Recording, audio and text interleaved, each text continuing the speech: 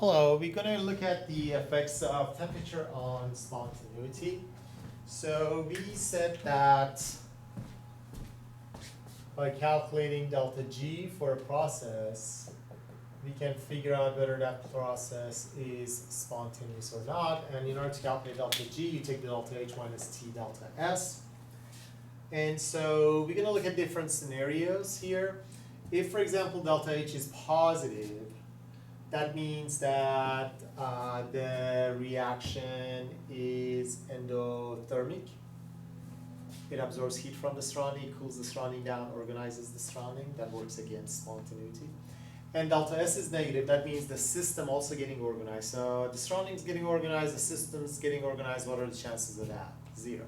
So therefore, this reaction is non-spontaneous at all temperatures. It's like you cleaning your car and your room at the same time, the same day. What are the chances of that?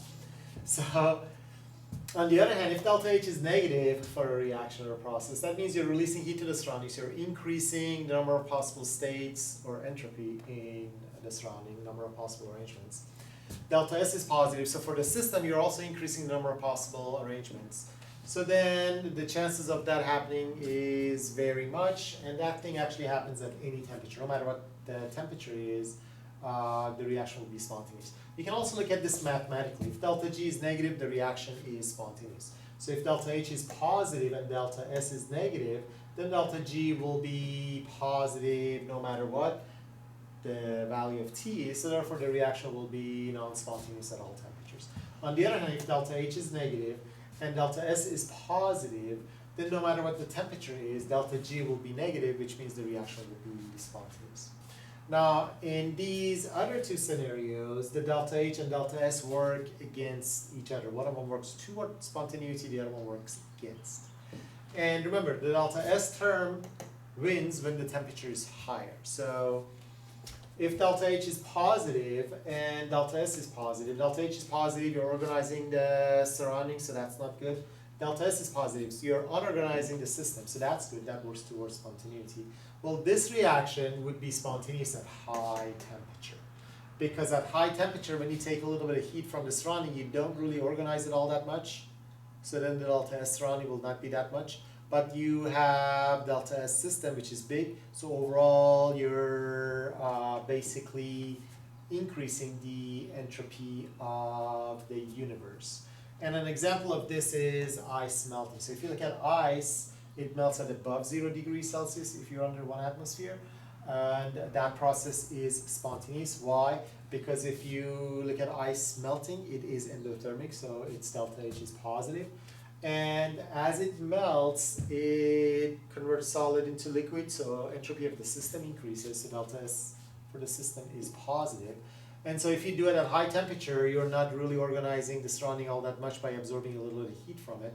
But you're unorganizing the system a lot. You're going from solid into liquid, so you're unorganizing the system a lot. So overall, you're unorganizing the universe, so therefore that process is spontaneous. On the other hand, if delta H is negative, that means that that process is exothermic. You're releasing heat to the surrounding, you're making the surrounding unorganized. And if delta S is negative, that means you are making the system, on the other hand, organized. So they, again, work against each other. And so this process would be spontaneous at low temperature.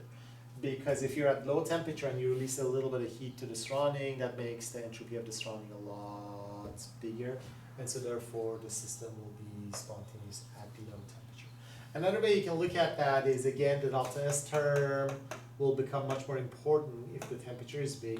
Here, delta S works towards spontaneity, so the higher the temperature, the more spontaneous that reaction. That's why this reaction or this process is spontaneous at high temperature. In here, delta S is working against spontaneity, so if the temperature is high, then the reaction won't be spontaneous. On the other hand, if the temperature is low, then the delta S that works against spontaneity becomes less important, so therefore the reaction will be spontaneous at low temperature.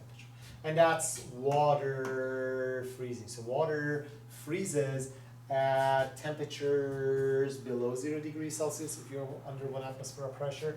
And it's because of that, because at very low temperature, even though the freezing process is going to release heat to the surrounding,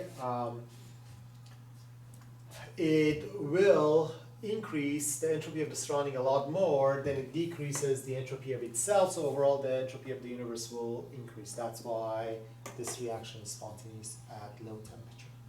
So now that we looked at that, and again, you can look at that from conceptual point of view as well as mathematical to see when delta G is negative and when it is not. So now let's look at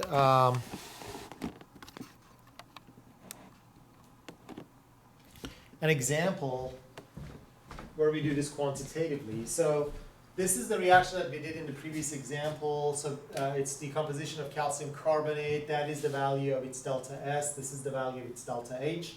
It says calculate delta G standard. These are standard values. So under standard states, this would be the delta G for it. So under standard states, meaning when the temperature is 25 degrees Celsius and you have 1 atmosphere of CO2 and you have pure calcium oxide and pure calcium carbonate, this reaction is non-spontaneous. Now it says above what temperature in Celsius the above reaction becomes spontaneous. Assume delta S standard and delta H standard don't change with respect to temperature. So if you assume these two don't change with respect to temperature, then we set this equal to 0 and we calculate at what temperature this will be 0. And the temperature turns out to be 835 Celsius. So that means that if I go above that value, then this delta S term will become more important than the delta H. In other words, this will become bigger than that. So if it becomes bigger, then when you subtract it, this value, the delta G, will be negative and the reaction will be spontaneous. Because when you look at this, these two are working against each other. One of them is working towards spontaneity, the other one against. This works against spontaneity, this works towards spontaneity.